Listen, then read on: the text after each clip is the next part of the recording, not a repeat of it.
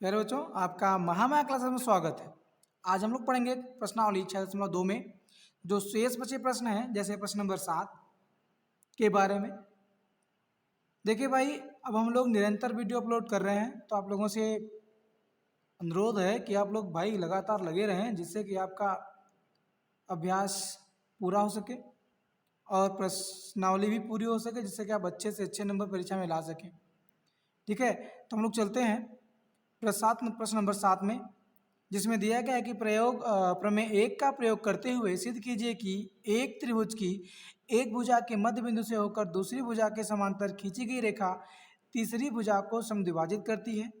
ठीक है, तो इसके पहले मतलब यह प्रश्न लगाने से पहले हम लोग पढ़ेंगे प्रमेय 1, वास्तविक रूप से प्रमेय 1 है क्या, फिर उसके बाद चीज़ों को आगे हल करेंगे।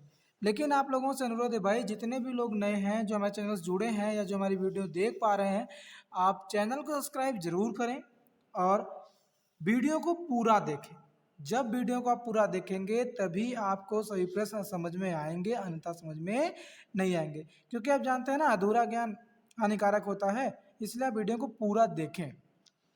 ठीक है, अब चलते हैं प्रमेय नंबर 1 को। अब प्रमेय नंबर 1 को आप ध्यान से समझिए।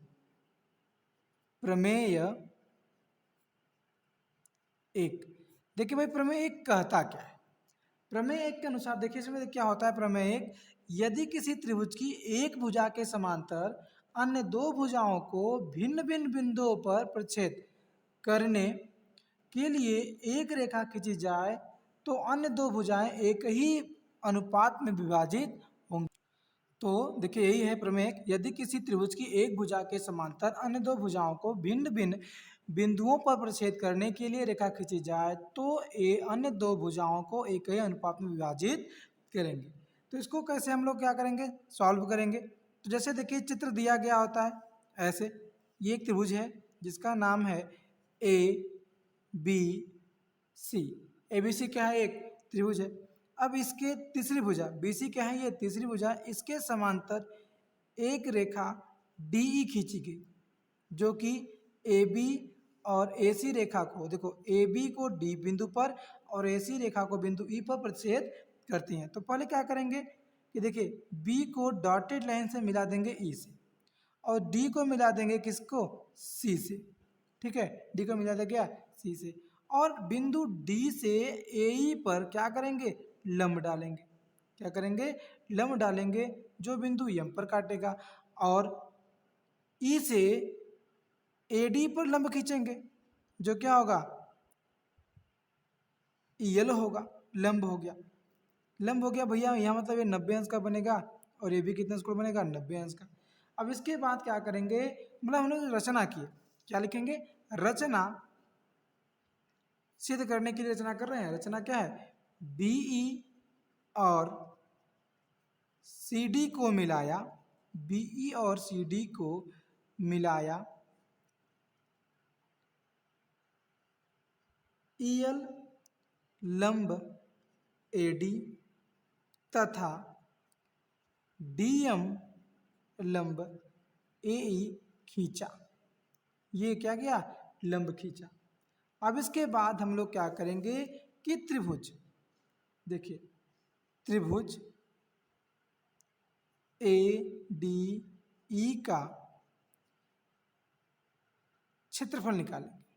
जब त्रिभुज ए डी ई का, देखिए ए डी ई का क्षेत्रफल निकालेंगे तो क्या होगा, 1/2 गुणे आधार गुणे ऊंचाई, क्या होगा, आधार गुणे ऊंचाई। यही फार्मूला होता है ना, 1/2 आधार गुणे ऊंचाई का। अब यहाँ पर लिखेंगे तो इसको लिख सकते हैं, एरिया ऑफ त्रिभुज A D E is equal to 1/2 multiplication by क्या होगा, ए डी, इसका आधार क्या मानेंगे, ए डी, और ऊंचाई क्या होगी, ई एल, ऊंचाई क्या होगी, ई एल होगा। और उसी तरह एरिया निकालेंगे डी, देखिए डी बी ई का, तो लिखेंगे एरिया ऑफ त्रिभुज डी बी ई। तो यहाँ क्या हो जाएगा, 1/2 गुणे आधार गुणे ऊंचाई, आधार क्या होगा, डी बी, और ऊंचाई क्या होगा, ई एल होगा। ठीक है, खाली किसके लिए, अनुपातिक मान ज्ञात करने के लिए। ठीक, अब दोनों का जब अनुपातिक मान ज्ञात करेंगे तो जाएगा एरिया ऑफ त्रिभुज A D E upon area of त्रिभुज डी बी ई बराबर 1/2 गुणे ए डी गुणे ई एल बटे 1/2 गुणे डी बी गुणे ई एल के। तो ई एल से कैंसिल हो गया, हाफ से कैंसिल हो गया, तो आंसर क्या मिला, A D upon D B, ये हो जाएगा समीकरण नंबर 1। ठीक उसी प्रकार त्रिभुज फिर से हल करेंगे कि एरिया ऑफ ए डी ई का मतलब एरिया ऑफ त्रिभुज ए डी ई का, तो जिसमें डी एम लंब होगा ना तो जाएगा 1/2 गुणे 1/2 गुणे ए इंटू डी एम के। फिर एरिया ऑफ डी ई त्रिभुज डी ई सी में क्या हो जाएगा, 1/2 गुणे ई सी गुणे डीएम। डीएम लंब होगा ना, लंबिक दूरी क्या होगी, डीएम होगी, इसलिए इसको डीएम के साथ गुणा करेंगे। अब दोनों का जब अनुपातिक मान निकालेंगे तो जाएगा एरिया ऑफ त्रिभुज ए डी ई बटे एरिया ऑफ त्रिभुज डी ई सी बराबर 1/2 गुणे ए गुणे डी एम बटे 1/2 गुणे ई सी गुणे डी एम। क्या होगा, डी एम से कैंसिल, हाफ से कैंसिल, क्या हो जाएगा ए ई बटे ई सी, समीकरण नंबर 2। अब समीकरण 1 व 2 से समीकरण 2 हो गया। अब देखिए भाई, दोनों त्रिभुजों का अनुपात बराबर होगा, कहने मतलब क्या है, जो दो त्रिभुज दिए गए हैं ये जिनका अनुपातिक मान हमने निकाला है, दोनों का अनुपातिक मान क्या होगा, बराबर होगा। तो इसलिए क्या लिख सकते हैं, ए डी बटे डी बी बराबर ए ई बटे ई सी। तो यही है कि जब प्रमेय 1 के बारे में पढ़ेंगे कि अगर त्रिभुज ए बी सी में अगर कोई रेखा एक भुजा के समांतर, मतलब यह भुजा इसके अगर समांतर है तो दोनों भुजाओं को मतलब ए बी और ए सी को एक निश्चित अनुपात में काटेगी। अब चलते हैं हम लोग इस तरह से सवाल नंबर 7 की तरफ। जब सवाल 7 पर चलते हैं तो उसमें क्या होगा भैया, सवाल नंबर 7 में अगर आप ध्यान से देखेंगे तो सवाल नंबर 7 में क्या दिया गया है, सवाल नंबर 7 में दिया गया है कि प्रमेय 1 का प्रयोग करते हुए एक सिद्ध कीजिए कि त्रिभुज की भुजा मतलब त्रिभुज की एक भुजा के मध्य बिंदु से होकर मतलब त्रिभुज ए बी सी बना। अब त्रिभुज का ए बी जो देखिए जो ए बी दिया गया है इसका मध्य बिंदु क्या है, डी है, अर्थात लिखेंगे ए डी बराबर होगा डी बी के, मतलब मध्य बिंदु डी से दूसरी भुजा बी सी के समांतर, देखिए इसके समांतर ये रेखा खींची गई है। अब सिद्ध करने के लिए कह रहा है कि सिद्ध कीजिए कि ए सी मतलब ए ई का मतलब ए सी का मध्य बिंदु ई होगा। यहाँ सिद्ध क्या करना है, सिद्ध करना है कि ए सी का मध्य बिंदु ई होगा, मध्य बिंदु ई होगा। तो इसके लिए क्या करेंगे, या ऐसे सिद्ध कर लीजिए या लिखेंगे ए ई बराबर ए सी। अगर ये सिद्ध हो जाए तो सवाल क्या हो जाएगी, हल हो जाएगी। तो क्या लिखेंगे भैया, अब यही प्रमेय 1 के अनुसार, प्रमेय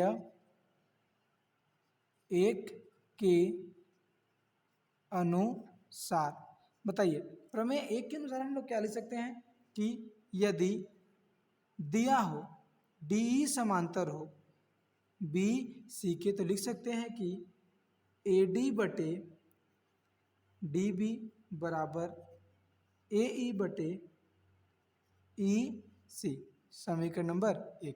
अगर देखिए डी ई बी सी के समांतर है मतलब यह रेखा इसके समांतर है तो लिख सकते हैं कि ए डी बटे डी बी और ए ई बटे ई सी।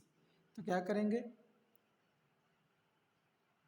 देखिए इसके पहले हम लोग जानते हैं, ये हमने बताया था कि ए डी बराबर है डी बी के, तो जहाँ ए डी लिखा होगा वहाँ पे बी डी लिख सकते हैं, जहाँ बी डी लिखा होगा वहाँ पे ए डी लिख सकते हैं।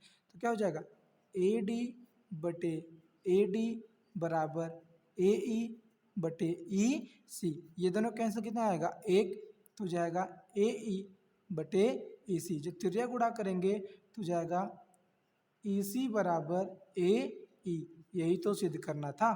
अगर आपको सवाल समझ में आई हो तो चैनल को सब्सक्राइब जरूर करें। मिलते हैं अगले प्रश्न पे। चलिए देखिए सवाल नंबर 8, प्रमेय 2। प्रमेय 2 का अब सवाल पढ़िए ना, सीधा पहले प्रमेय 2 समझ लो। प्रमेय 2 देखिए, अब प्रमेय नंबर 2 देखते हैं कि दिया गया है कि यदि किसी त्रिभुज की दो भुजाओं को एक ही अनुपात में विभाजित करें तो वह तीसरी भुजा क्या होगी, समांतर होगी। मतलब जो ये डी सी डी रेखा, डी ई रेखा है वह बी सी के समांतर है, ये सिद्ध करना है। लेकिन इसके पहले शर्त दिया है कि ए डी बटे बी डी बराबर ए ई बटे ए सी। इस अनुपातिक रूप में वो काट रही है तो इसको सिद्ध करना है इसके समांतर। देखिए भाई, मान लेते हैं कि अगर मान लीजिए कि जो डी है वो बी सी के समांतर नहीं है तो कोई ना कोई तो ऐसी रेखा होगी जो इसके समांतर हो। तो क्या करेंगे कि फर्जी रेखा खींचेंगे। मान लीजिए एफ हमने खींच लिया, माना कि डी एफ, माना कि डी एफ बी सी के समांतर है, बी सी के समांतर है। तो क्या लिख सकते हैं, तो लिख सकते हैं ना ए डी बटे डी बी बराबर ए एफ बटे एफ सी। ये क्या हो जाएगा, समीकरण नंबर 1 बनेगा।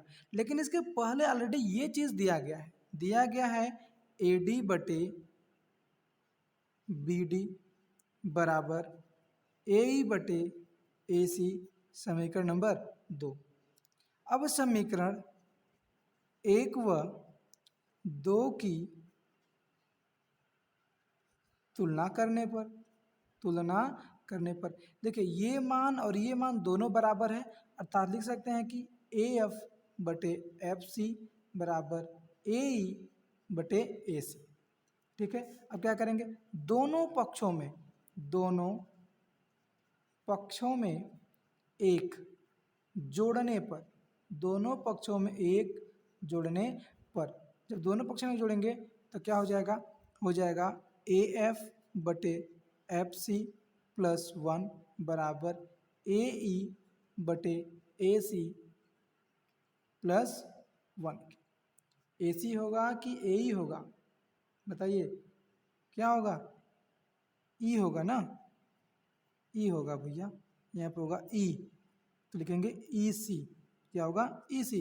अब जोड़ेंगे तो जाएगा ए एफ धन एफ सी बटे एफ सी के, फिर जाएगा ए ई धन ई सी बटे ई सी।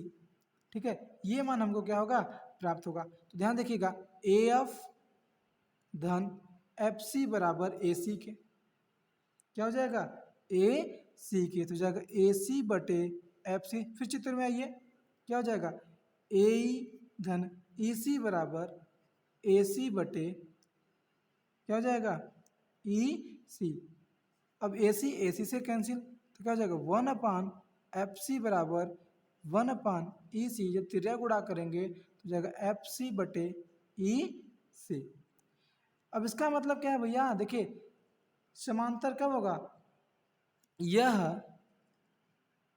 तभी संभव है जब एफ सी कामा ई सी के समपाती हो, अर्थात कहाँ से होकर जाए, इसी पर से ही होकर उसको जाना चाहिए।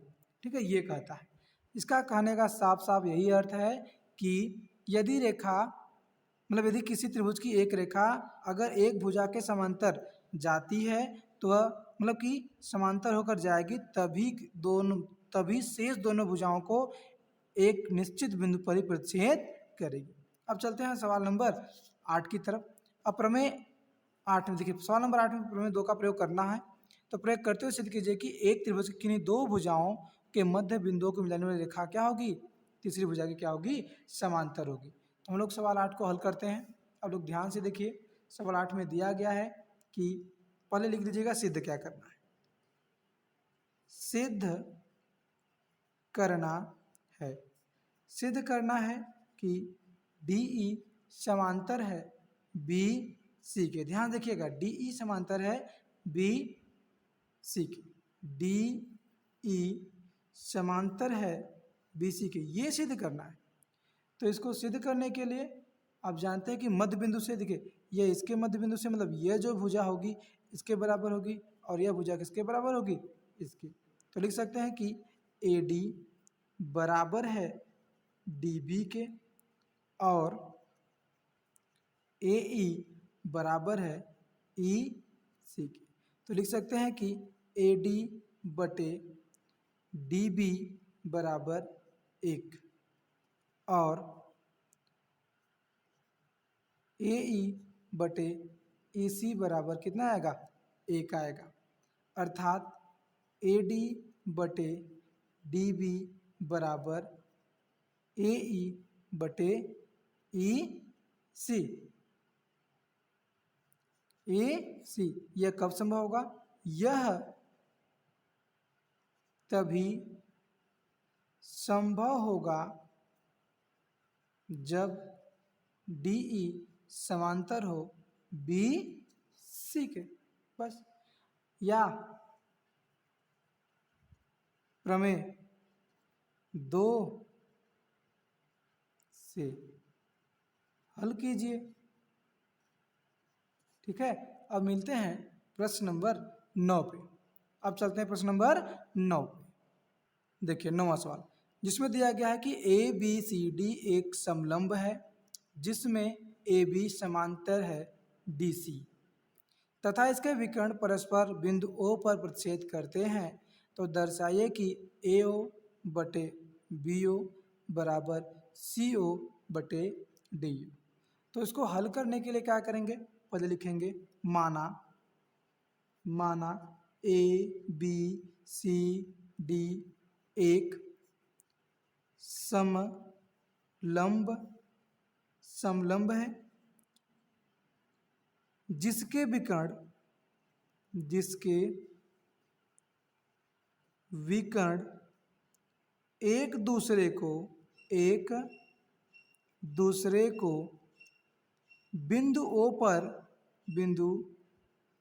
पर काटते हैं, बिंदु O पर काटते हैं। ठीक है, इसलिए क्या हो जाएगा, EO, ध्यान देखिएगा, EO समांतर, देखिए काटते हैं, इसलिए लोग क्या करेंगे, EO समांतर AB समांतर DC क्या करेंगे, खींचते हैं। ये हो जाएगा रचना, ये हो जाएगी रचना। भैया इतना रचना करना होगा कि बिंदु O से EO एक समांतर खींचेंगे जो AB और DC क्या हो, समांतर हो। अब त्रिभुज ADC में, अब क्या लिखेंगे, त्रिभुज ADC में, तो क्या हो जाएगा, EO समांतर है DC की। त्रिभुज, ध्यान देखिए, ADC में तो जो EO है वो DC क्या है, समांतर है। तो डायरेक्ट लिख सकते हैं, इसलिए AE बटे ED बराबर AO बटे OC। ठीक है, ये बन जाएगा हमारा समीकरण नंबर 1।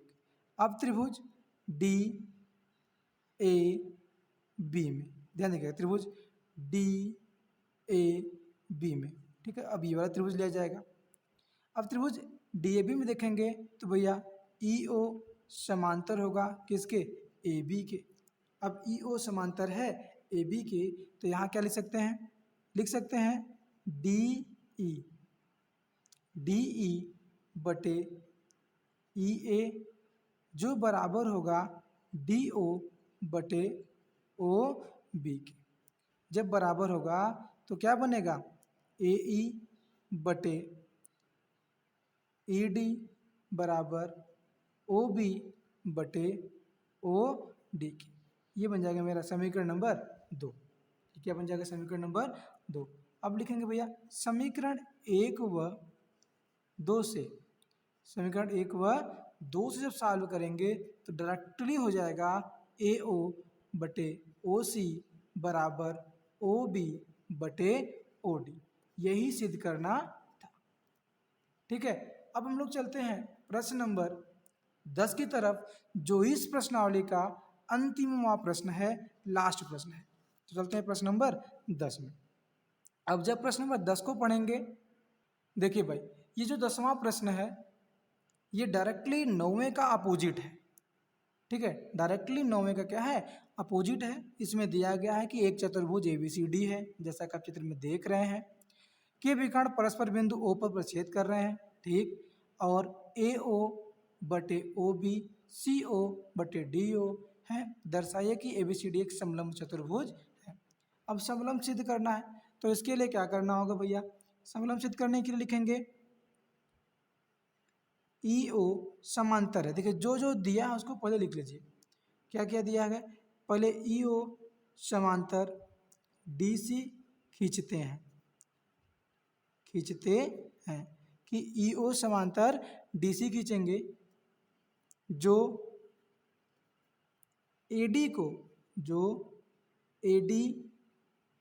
को E पर काटता है ना, E पर काटता है। इसलिए त्रिभुज ADC में ध्यान देखिए, अब त्रिभुज AD और ये मिला हो गया C, और यह रेखा जब इसके समांतर हो गई तो प्रमेय 2 के अनुसार क्या हो जाएगा, क्या हो जाएगा, EO समांतर है DC, तो क्या हो जाएगा AE बटे ED बराबर होगा AO बटे OC, समीकरण नंबर 1। अब पहले ही दिया है कि AO बटे OC बराबर BO बटे OD, ये दिया है। इसको बना देंगे समीकरण नंबर 2।